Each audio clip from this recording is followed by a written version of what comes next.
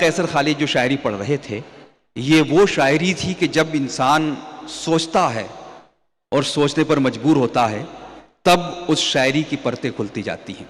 और वो माहौल बन गया था, आप लोग संजीदा हो गए थे। बहुत बहुत मुबारकबाद नवाब शाह आलम खां की यादगार में ये 7वां मुशायरा।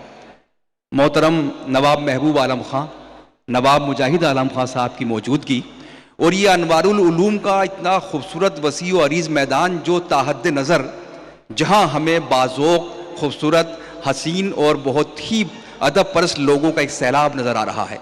मैं दुआ करता हूँ कि ये जम्ब गफ़ीर, ये सैलाब यूं ही कायम रहे और इसी तरह अदब की आबियारी होती रहे, आपकी ज़बान की हिफाजत होती रहे। ये जो नौजवान हैं ये हमारी नस्ल का मुस्तकबिल हैं, ये मुस्तकबिल हैं। लेकिन फ़र्क इतना है कि ये लोग वो हैं जो मुग़ल आज़म देखा करते थे, ये लोग वो हैं जो पठान देखते हैं। बस ये फ़र्क है, लोगों का मिशन एक ही है। लेकिन मैं इन नौजवानों के जोश को इसलिए भी सलाम करता हूँ कि वक्त पर यही काम आते हैं। और किसी का क्या खूबसूरत शेर है, साहिल फरीदी ने कहा था कि इज्जत उसी ने आपके बचाई फसाद में, आवारा एक शख्स जो था ख़ानदान का। तो ये नौजवान, इनकी हमें हिफाजत करनी चाहिए। और बड़ी अच्छी नज़्म आपने सुनी कैसर साहब की। आइए दोस्तों, मैं चाहता हूँ कि अब थोड़ा सा फिर मुस्कुराया जाए। ये मुशायरा एक धनक रंग की तरह है, लेकिन इस धनक में 7 नहीं बल्कि ज़्यादा रंग हैं। बहुत से रंग आपने मुलाहिजा किए, एक रंग और मुलाहिजा कीजिए। मैं उनके तारुफ के लिए एक छोटा सा वाक़या आपको सुनाता हूँ ताकि आप प्लेटफॉर्म बना सके उस शायर को सुनने के लिए। हुआ ये कि कुछ लोग जो है मुनकिर नकीर को भी धोखा दे देते हैं। तो इसी तरह 2 शरीर लोगों का, बल्कि लोग तो ये कहते हैं कि 2 पठान थे, वो तो मुझे नहीं मालूम कौन थे, उनका इंतकाल एक साथ हो गया। जब वो इंतकाल हो गया तो मुनकिर नकीर ने एक से पूछा कि तेरा क्या नाम है? तो उसने कहा डरते डरते, साहब मेरा नाम मोहम्मद इखलास है। फरिश्ते ने कहा तो सूरह इखलास सुनाओ। उसने सुना दी, साहब छोटी सी सूरत है, कुल अल्लाहु अहद सुना दी उसने।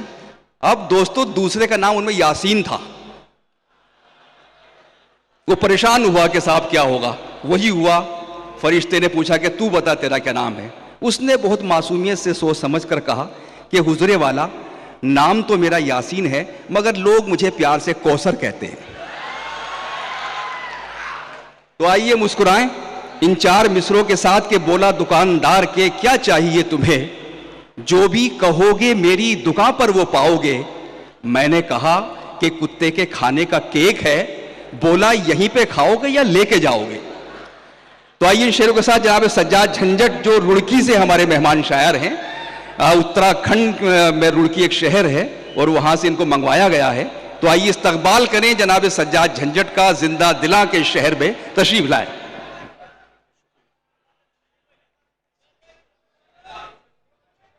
वालेकुम अस्सलाम, वालेकुम अस्सलाम रहमतुल्लाह बरकातहू। और कहाँ है तू?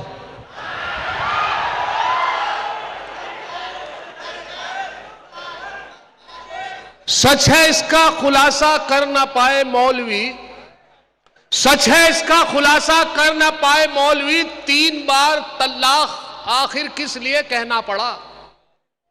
सच है इसका खुलासा कर ना पाए मौलवी, 3 बार तल्लाक आखिर किस लिए कहना पड़ा।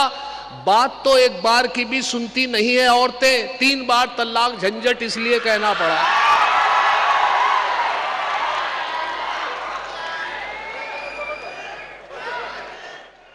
मेरी इस दूसरी बीवी पे मुझको, मेरी इस दूसरी बीवी पे मुझको हिदायत एक रिश्तेदार की है। मेरी इस दूसरी बीवी पे मुझको हिदायत एक रिश्तेदार की है। परेशान क्यों हो, मत घबराओ झंझट, शरीयत में इजाजत 4 की है।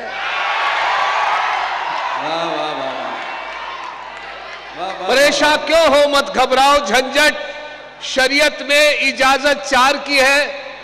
हमारे यहाँ एक जमात आई, रहमान साहब, एक जमात आई तो अमीर जमात ने एक बच्चे को ये ऑर्डर दे दिया कि नमाज खत्म होते ही आपको खड़ो के ऐलान करना कि सभी हजरात तशरीफ रखें, इंशाअल्लाह नमाज के बाद दीन ईमान की बात होगी।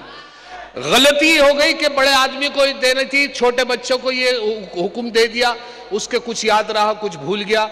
फिर पूछा हिम्मत करके अमीर जमात से कि हजरत एक बार और बता दीजिए कि बेटे मैंने कहा है कि सभी हजरात तशरीफ रखें, इंशाअल्लाह नमाज के बाद दीन ईमान की बात होगी। कुछ याद रहा, तीसरी बार उसका हिम्मत नहीं हुई, वो नमाज में यही याद करता रहा, रुकू में सजदे में उसकी नमाज हुई, यही याद करता रहा। एकदम जैसी नमाज मुकम्मल हुई वो खड़ा हुआ तेजी के साथ सलाम फेरते बोला कि सभी हजरात तशरीफ रखे, इंशाअल्लाह नमाज के बाद इमाम साहब के बारे में बात होगी।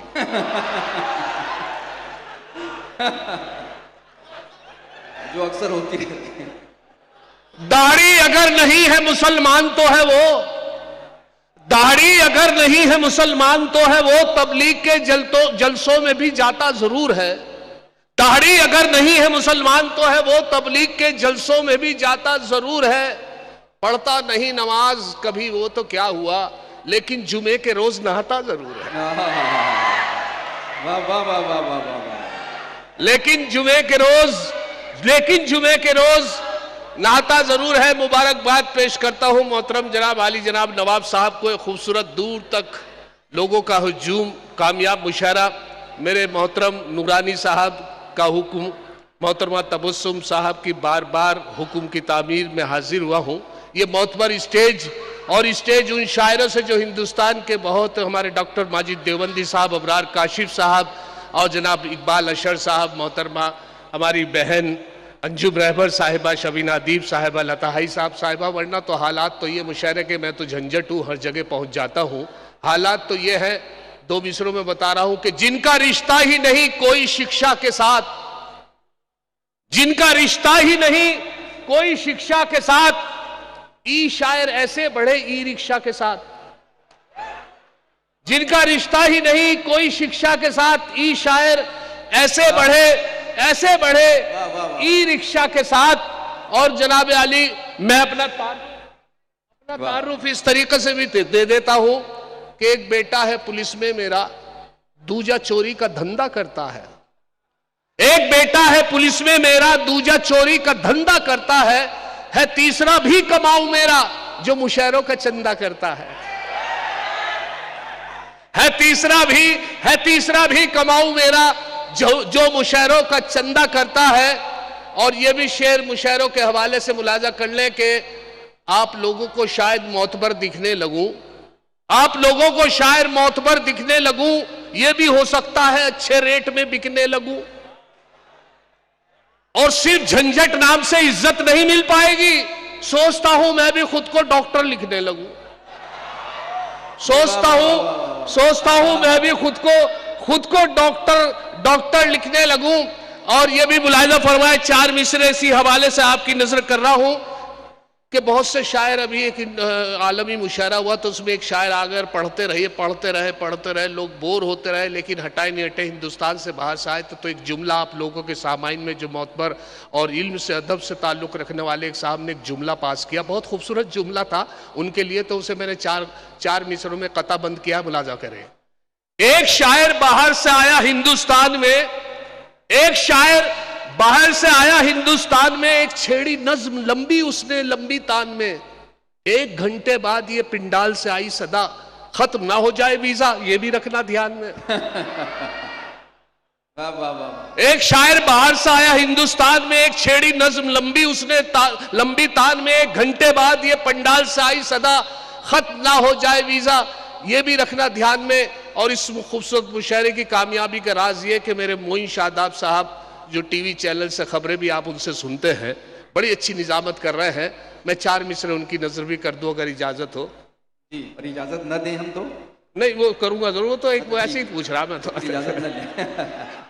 अगर एक शेर भी झंझट कभी चोरी का पढ़ता हूं, अगर एक शेर भी झंझट कभी चोरी का पढ़ता हूं, उठाकर आसमां सर पर सभी शायर बिगड़ते हैं।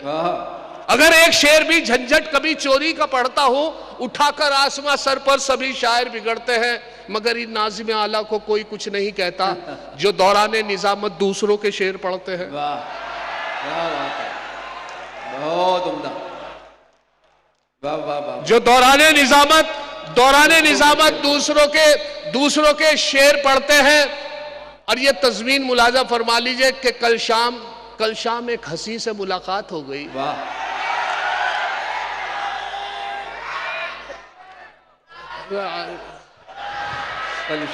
कल शाम एक हंसी से मुलाकात हो गई, चुपचाप रेल में वो मेरे साथ हो गई। कल शाम एक हंसी से मुलाकात हो गई, चुपचाप रेल में वो मेरे साथ हो गई, झंझट फकत था इतना, हकली थी वो हसीना। कल शाम एक हंसी से मुलाकात हो गई, चुपचाप रेल में वो मेरे साथ हो गई, झंझट फकत था इतना, हकली थी वो हसीना। लब थर थरा रहे थे मगर बात हो गई। वाह लब थर थरा रहे थे, लब थर थरा रहे थे मगर बात हो गई। और इसी खानदान के 4 मिसरे मुलाजा के बस में था आगे खड़ा एक दिल रुबा, अच्छा लगा। वाह। बस में था आगे खड़ा एक दिल रुबा, अच्छा लगा। मैंने जब छेड़ा उसे कुछ ना कहा, अच्छा लगा। बस में था आगे खड़ा एक दिल रुबा, अच्छा लगा। मैंने जब छेड़ा उसे कुछ ना कहा, अच्छा लगा। हौसला मेरा बढ़ा और एक गुस्ताखी जो की, देके उसने गाल पे थप्पड़ कहा, अच्छा लगा। देकर उसने गाल पे थप्पड़ कहा, अच्छा लगा। अच्छा हुआ ये कि साहब मेरे एक बहुत अच्छे दोस्त हैं मौलवी साहब, अभी देवबंद से फारिग होकर आए हैं, तो मेरे जहन में बहुत दिनों से एक मसला था। मसला ये था कि साहब अगर आदमी वजू से हो और वजू से होने के बाद वो बाजार से गुजर रहा हो और वजू से हो और किसी गैर महरम के हाथ लग जाए तो क्या वजू टूट जाएगी? मैंने उनसे मालूम किया कि हजरत एक मसला के पूछिए। मैंने कहा अगर आदमी वजू से हो और किसी गैर महरम के हाथ लग जाए तो क्या वजू टूट जाएगी? वो बोले वजू हाथ पैर टूट जाएंगे। भाई वाह वाह वाह वाह, क्या कहने। और मुलाजा के था लड़का एक लड़की, एक तस्वीर मुलाजा फरमा ले मोइन भाई, इरशाद फरमाए। कि था लड़का एक लड़की छेड़ता था रोज पिटता था। था लड़का एक लड़की छेड़ता था रोज पिटता था, किया था बाप ने बशक्ल मजनू एक पिसर पैदा। वाह क्या बात है। था लड़का एक लड़की छेड़ता था रोज पिटता था, किया था बाप ने बशक्ल मजनू एक पिसर पैदा। पिटा जब लड़कियों से वो तो झंझट फख्र से बोले, बड़ी मुश्किल से होता है चमन में दीदावर पैदा। बड़ी मुश्किल से होता है, बड़ी मुश्किल से होता है चमन में दीदावर। अरे एक तस्वीर और मुजफ्फर रज़वी साहब का बहुत मशहूर शेर रहा है और संसद भवन में भी पढ़ा गया है कि जबर भी देखा है तारीख की नजरों ने, लम्हों ने खता की थी सदियों ने सजा पाई। क्या कहने। लम्हों ने खता की थी सदियों ने सजा पाई। इसमें 3 मिसरे लगाए हैं, मुलाजा कीजिए कि एक बार उसे मैंने बस आंख यूं ही मारी थी, एक बार उसे मैंने बस आंख यूं ही मारी थी, एक बार उसे मैंने बस आंख यूं ही मारी थी, वो बन के मेरी बेगम घर साथ चली आई। क्या कहने।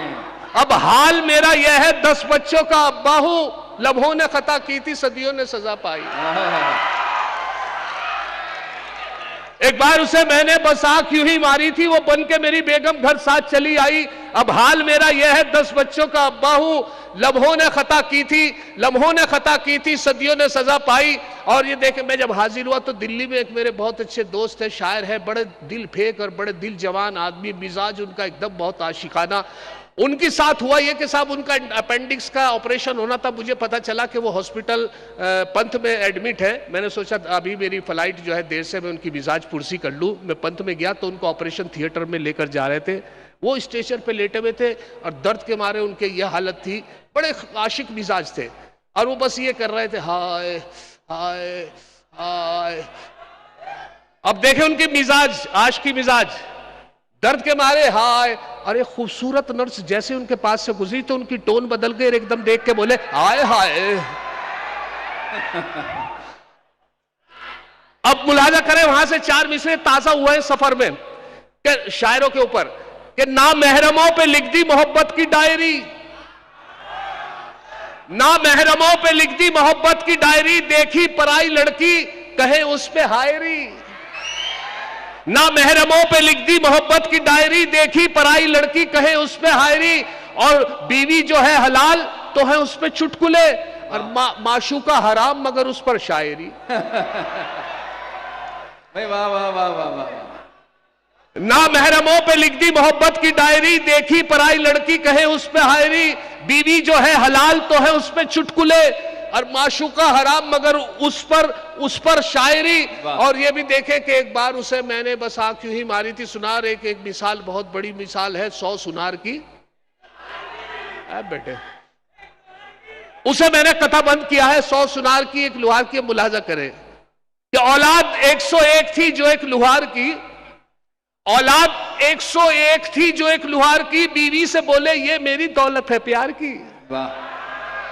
औलाद 101 थी जो एक लुहार की, बीवी से बोले ये मेरी दौलत है प्यार की, बीवी का था जवाब अजी रहने दो मियां, इनमें है 100 सुनार की बस एक लुहार की। उसके बावजूद मैंने उन्हें, इलेक्ट्रॉनिक कंप्यूटर दौर है, इस दौर के हिसाब से जब मैं घर में रहा लॉकडाउन में तो बड़ी दिक्कत रही, घरवाली के साथ वक्त गुजारना पड़ा मुझे भी। और हुआ ये कि मैंने उनको रिझाने के लिए इलेक्ट्रॉनिक कंप्यूटर दौर के हवाले से जब 4 मिसरे, और जवाब क्या मिला उनका ये मुलाजा करें। मैंने उनसे कहा कि दिल है मेरा मोबाइल तुम सिम हो मेरी जान, दिल है मेरा मोबाइल तुम सिम हो मेरी जान, है लाइफ टाइम रिचार्ज ये मोबाइल हमारा। क्या बात। दिल है मेरा मोबाइल तुम सिम हो मेरी जान, है लाइफ टाइम रिचार्ज ये मोबाइल हमारा। वो बोली अगर सच है तो बस इतना बता दो, मोबाइल डबल सिम तो नहीं है तुम्हारा। भाई वाह। दिल है मेरा मोबाइल तुम सिम हो मेरी जान, है लाइफ टाइम रिचार्ज ये मोबाइल हमारा। वो बोली अगर सच है तो बस इतना बता दो, मोबाइल डबल सिम तो नहीं है तुम्हारा। और एक साहब जो थे बड़े बड़े बड़े लालची किस्म के आदमी थे, अपने लड़के को लिए चले जा रहे थे और ये रिश्ते के लिए जा रहे थे, उसका रिश्ता नहीं हो पा रहा था और बड़ा परेशान था उनका बेटा अपने बाप से, और बस ये सिखाते हुए जा रहे थे कि बेटा एक बात का ख्याल रखना, मैं रिश्ते के लिए ले जा रहा हूं, अगर ससुराल वाले साइकिल दे तो मोटरसाइकिल मांगना, अगर मोटरसाइकिल दे तो कार मांगना, अगर कार दे तो फ्रिज मांगना, फ्रिज दे तो एसी मांगना, एसी दे तो प्लाट मांगना, प्लाट दे तो कोठी मांगना। लड़का बहुत परेशान था, उसने जवाब दिया कि अगर वो अपनी लड़की दे तो उनकी मां मांग लूं।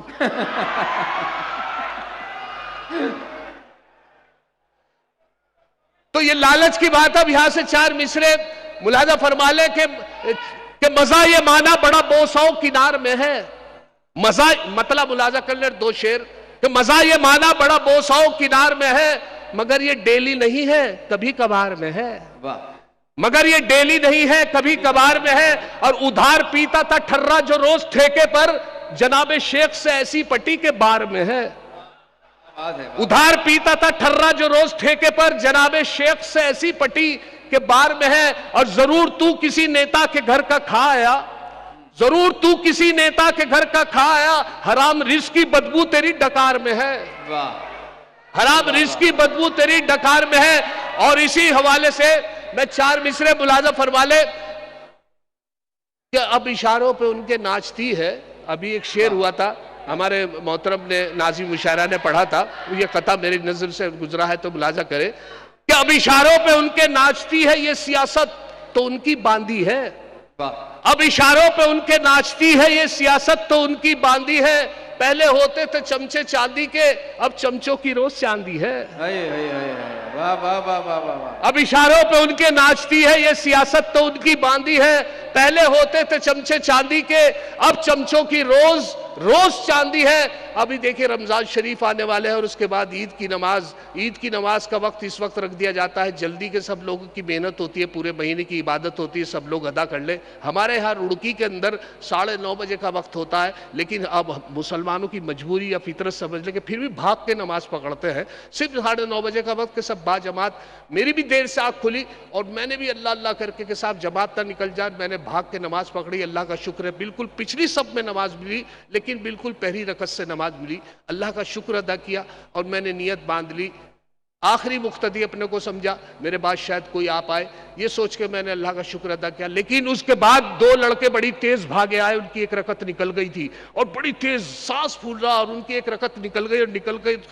दूसरी रकत से आके उन्होंने हुआ ये कि साहब जैसी नमाज मुकम्मल हुई,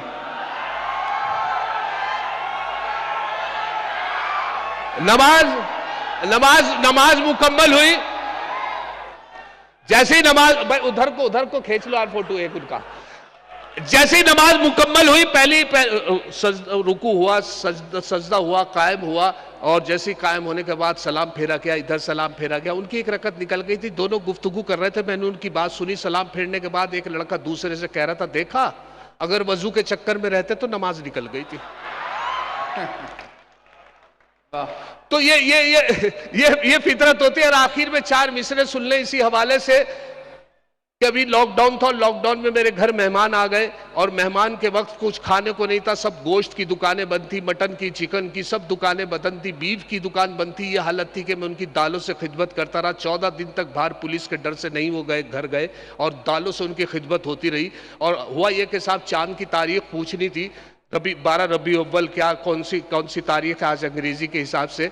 वालिद साहब 8 बता रहे थे, मैं 9 बता रहा था, 10 बता रहे थे भाई। तो हालत ये थी कि क्या तारीख है आज 12 रबी अव्वल का पता नहीं चल रहा था। तो अपने मेहमान जो 14-15 दिन से दाल खा रहे थे उनसे मैंने पूछा, मैंने कहा हजरत आप बताइए कि आज चांद की क्या तारीख है? कहने लगे चांद का तो पता नहीं, हाँ दाल की 14 है। तो ये परेशान। अच्छा मुझे आइडिया मिला और मेरी बीवी ने कहा इन्हें दाल खाते हुए 14 दिन हो गए, ये इस बात का एहसास दिला रहे हैं। तो मैंने कहा क्या किया जाए? कहने लगे एक डिश होती है बहुत अच्छी, अंडा तो आसानी से, अंडा करी, अंडा तो आसानी से मिल जाता है, अंडा करी उनके सामने पेश की, बहुत अच्छे तरीके से बना के अंडा करी। मैंने सोचा आज मेहमान नवाजी हो जाएगी, उनके सामने अंडा करी पेश की। हालत यही कि अंडा करी देख के उनके चेहरे के तासुरात देखे, बड़ा अफसोस हुआ, मेरी बदकिस्मती, नसीब खराब कि उनके तासुरात देख के पता चला है तो उनको एसिडिटी बनती है अंडे से, या डॉक्टर ने मना कर रखा है या परहेज है। तो मुझे बड़ा अफसोस हुआ। तो वहां से 4 मिसरे हुए थे, आखिर में 4 मिसरे मुलाजा कर ले कि अंडा करी को देखकर मेहमान ने ये कहा, अंडा करी को देखकर मेहमान ने ये कहा, मां बाप से भी इनकी करा देते मुलाकात। वाह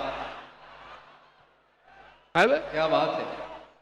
अंडा करी को देखकर मेहमान ने ये कहा, मां बाप से भी इनकी करा देते मुलाकात। झंझट ये बोले इनके तो मां बाप नहीं है, फिलहाल इन यतीम के ही सर पे रख दो हाथ। वाह क्या कहने हैं भाई, वाह वाह वाह वाह। दोस्तों जनाब सज्जाद झंझट अपनी शायरी से नवाज रहे थे, बस बस बस बहुत हो गया। अपनी शायरी से नवाज रहे थे और आप लोगों को उन्होंने कोशिश की कि आप मुस्कुराएं, थोड़ी देर के लिए अपना गम भूल जाएं।